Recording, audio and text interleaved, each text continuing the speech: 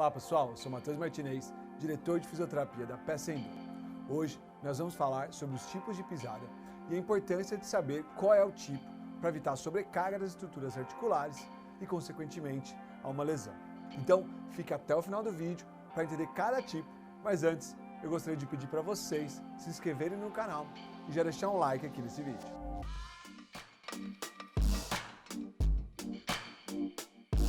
Mesmo que cada pessoa pise de forma diferente, existem 3 tipos básicos de pisada que caracterizam grande parte da população. Elas se diferem principalmente em relação à região na qual o peso do corpo é descarregado, gerando compensações. São elas a pisada neutra, que seria a pisada ideal, a pronada e a supinada, que dizem que podem gerar lesão. A pisada neutra é onde temos uma homogeneidade da pisada, o tipo mais correto. O arco plantar possui uma conformação anatômica ideal e há uma distribuição mais equilibrada do peso no corpo. No momento da recepção da carga, a articulação subtalar, que é essa articulação aqui, realiza pequenos movimentos para fora e para dentro. Antes do peso chegar ao calcanhar, a articulação geralmente está um pouco mais lateralizada, inclinada para fora, o que chamamos de supinação. Ao receber a carga, ela realiza um movimento pequeno para dentro, o que chamamos de pronação. Esse movimento é fundamental para a absorção de impacto.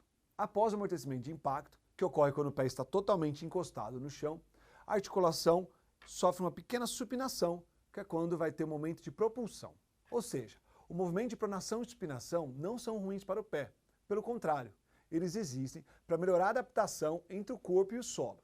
O problema aqui é quando há um excesso de inclinação para dentro, que é a hiperpronação, ou um excesso de inclinação para fora, que é uma hipersupinação. Popularmente, essas pisadas desalinhadas são conhecidas apenas por pisada pronada ou pisada supinada. A pisada pronada está relacionada ao momento de pronação excessiva, que é esse daqui, quando o pé, ao encostar no solo, desloca-se exageradamente para dentro. Isso pode ser percebido quando o alinhamento do tornozelo é analisado, pois, devido a essa proximidade da subtalar com a região do tornozelo, quando há essa pronação excessiva, o tornozelo também fica desalinhado dessa maneira, o que chamamos de tornozelo valgo. A pisada pronada estimula o rebaixamento também do arco plantar, fazendo com que ele fique mais próximo do solo. O problema é que essa estrutura é a principal responsável pelo amortecimento de impacto na pisada. Por isso, a recepção do peso durante a marcha fica prejudicada, o que sobrecarrega as articulações do pé, favorecendo o aparecimento de algumas lesões. As patologias mais comuns nesse caso são a fascite plantar, o joanete, a insuficiência tibial posterior, que é a canelite, e a dor anterior no joelho, também conhecida como condromalácia.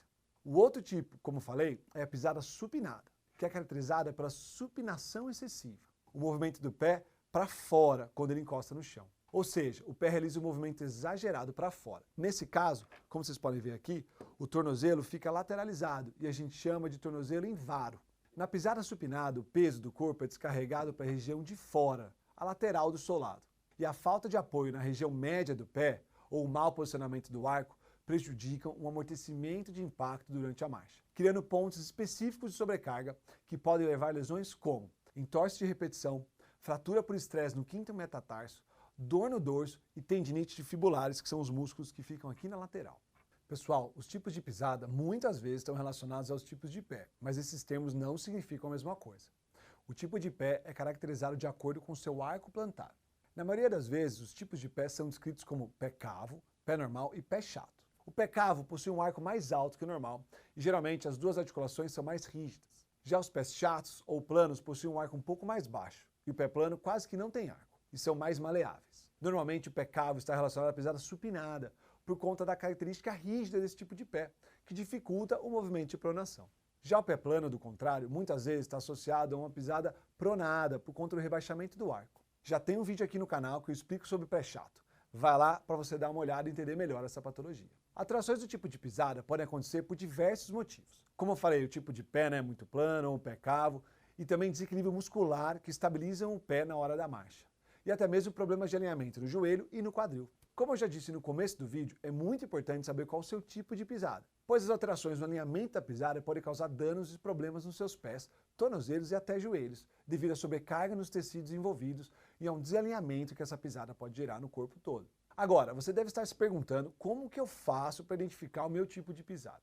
Uma forma caseira e prática de perceber se você tem mesmo algum desvio antes de ter algum problema biomecânico é analisar qual lado do seu calçado está mais gasto. Caso o desgaste seja mais na parte externa do calçado, pode significar que você tem uma pisada supinada. Agora, se o desgaste estiver na parte interna do solado, pode dizer que você tem uma pisada pronada. Porém, esse método nem sempre é tão confiável, porque muitas vezes o solado nem chega a desgastar de forma tão óbvia, ou a pisada não é tão pronada ou tão supinada assim a ponto de desgastar o calçado. Outra maneira de identificar, e a melhor de todas, é fazendo o teste de baropodometria. É um método computadorizado e feito com o uso de uma plataforma que você anda sobre ela e ela detecta os pontos de pressão durante os pés durante a pisada. Esse teste deve ser feito de forma dinâmica, pois assim ele consegue ver o seu passo por inteiro e identificar então quais são os pontos de pressão e, mais que isso, ele desenha uma linha que a gente chama de gate line, que é o seu ponto de pressão máximo ao longo de toda a pisada.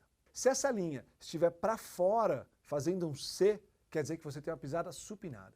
Se essa linha está para dentro, ou seja, o seu ponto de centro de pressão medializou ao longo da pisada, quer dizer que você tem uma pisada pronada. Essa é a maneira mais específica de você saber o seu tipo de pisada. Eu vou deixar aqui na descrição do vídeo um link para você clicar caso você queira fazer a sua avaliação gratuita e saber qual é o seu tipo de pisada.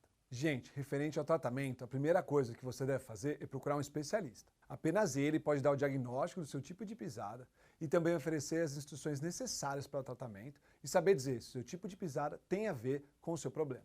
Entre os possíveis tratamentos, os mais indicados estão fisioterapia, com exercícios específicos, e a utilização de palmilhas.